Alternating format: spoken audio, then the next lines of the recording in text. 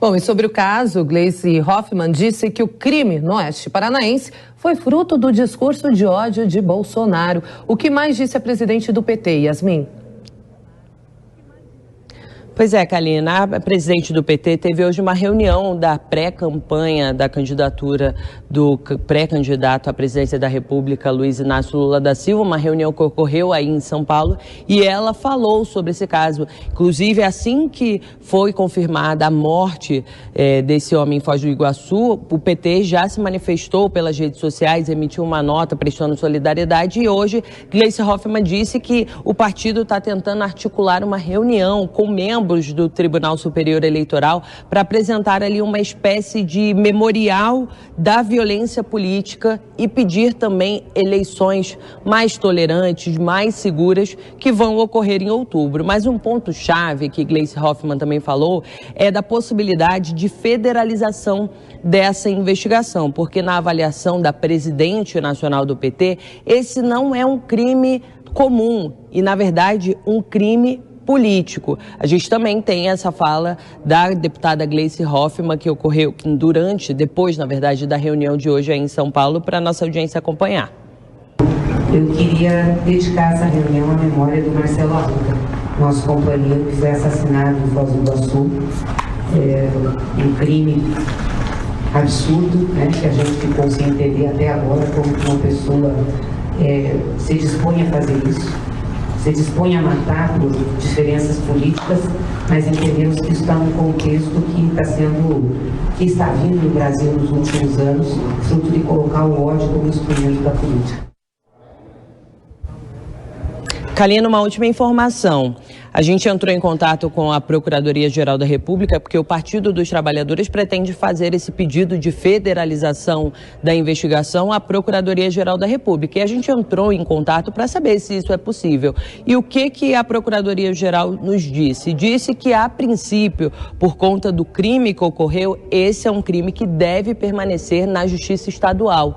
Não deve federalizar, não deve trazer para a Justiça Federal. Mas esses são passos adiante, a gente vai precisar acompanhar essa investigação e até o nosso colega Michael Mendes vai trazer mais detalhes sobre essa repercussão, né, Kalina? Eu volto contigo. É isso aí, Yasmin, obrigada pelas informações. Daqui a pouco eu chamo o Michael Mendes com mais detalhes sobre este caso, mas antes, já convido o Rodrigo Constantino, que está conosco hoje, nesta segunda-feira, para comentar as notícias do dia. Boa noite, Constantino, seja bem-vindo. Primeiramente, gostaria de repercutir com você a fala de Gleisi. Ela culpa o presidente Jair Bolsonaro, o discurso de ódio do presidente Jair Bolsonaro, pelo crime que aconteceu lá em Foz. A culpa é do presidente, Constantino?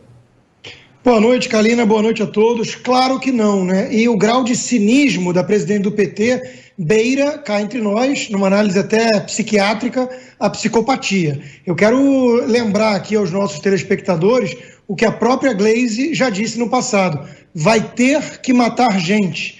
Ela se referia à oposição. Podemos lembrar também do colega, companheiro dela, José Dirceu, que disse que os adversários tinham que apanhar nas urnas e nas ruas.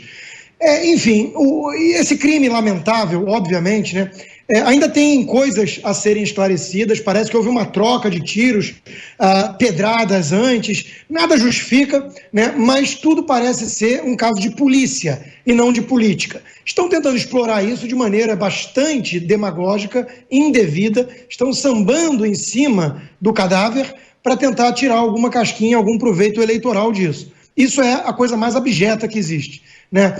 Se é preciso falar sobre discurso de ódio, sobre violência, sobre nós contra eles, nós temos que começar a discutir jornalistas que estampam suas colunas na capa de jornais de bastante circulação no país, desejando abertamente a morte do presidente Bolsonaro. Aliás, vamos lembrar que foi o presidente Bolsonaro, dos candidatos e pré-candidatos, aquele que de fato levou uma facada, sofreu um atentado de um simpatizante do PSOL.